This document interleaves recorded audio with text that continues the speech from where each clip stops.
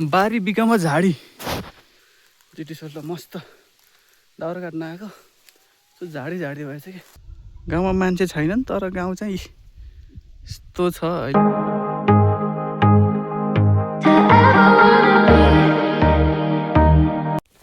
so hello hello hello family के छ सबैजनाको हालखबर सबैजना सन्चै आरामै हुनुहुन्छ म पनि सन्चै आरामै छु अनि अहिले चाहिँ दिउँसोको लगभग 1 बज्न लाग्यो म चाहिँ दाउरा काट्न हिँडेको एउटा रुख छ अब त्यो काटेर ढलाउनु पर्ने हुन्छ मैले रुख ढलाउन जाँदैछु मसँग यो बन्जर हुन्छ होइन बन्जर चाहिँ मम्मीले बोक्नु भएको मम्मी आउँदै हुनुहुन्छ अनि गाउँको अवस्था त यस्तो छ यस्तो उज्यालो त सूर्यदेव यता हुनुहुन्छ गाउँमा मान्छे छैनन् तर गाउँ चाहिँ यस्तो छ अहिलेको अवस्था होइन म चाहिँ यता छु के अरे मेरो चाहिँ दारी बढेर यत्रो भएको छ अब धेरै पछि दारी पालेको अर्कै देखेछ होला 3 वर्ष अगाडि त पाल्थेँ 3 वर्षपछि पालेको फेरि कस्तो देखाएको छ हटा जस्तो देख्यो होला होइन कसो हो अब म चाहिँ जाँदैछु यस्तो छ बाटो होइन अलिअलि काम लागेको छ अलिअलि होइन बेसरी लाग्छ घाम अनि यतातिर गर्नुपर्ने हुन्छ झाडी साडी फाँडेर टक्क लाएर यो चाहिँ हाम्रो स्टेसन हो होइन म त यता होइन है जाने यता हो यता चाहिँ अस्ति बाघले एउटा बाख्रा लिएर खाइदिएछ पुरै झाडी झाडी भएछ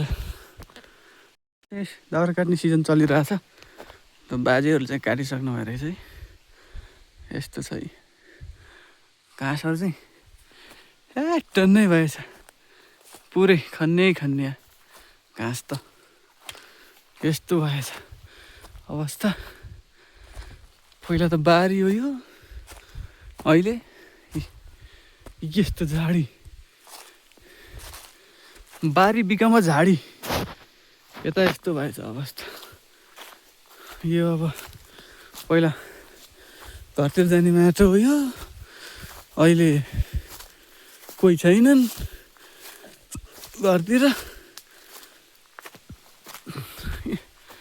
यस्तो अवस्था गाउँको होइन के गर्ने थाक्यो जाँदैछु म सरर लाएर दिएला घरि होइन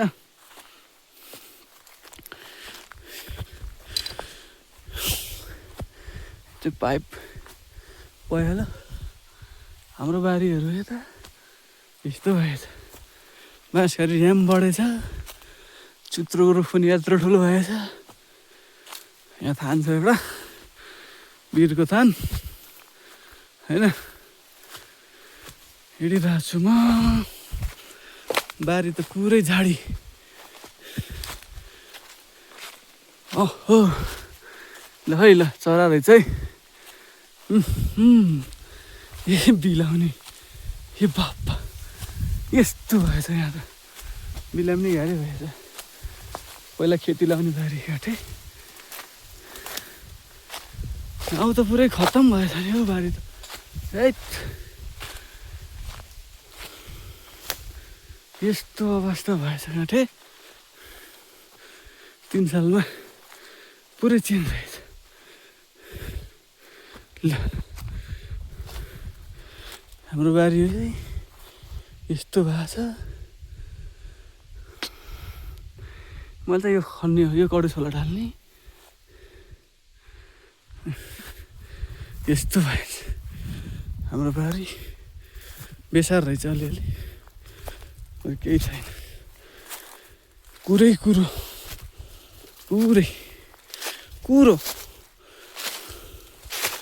त जति चाहियो त्यति छ है हेर्नु त यो रुख काट्ने होइन यो रुख ढलाउनेवाला छु मैले होइन तर समस्या के भयो भने भिडियो खिच्ने मान्छे भएन होइन चाहिँ काट्छु है मैले अब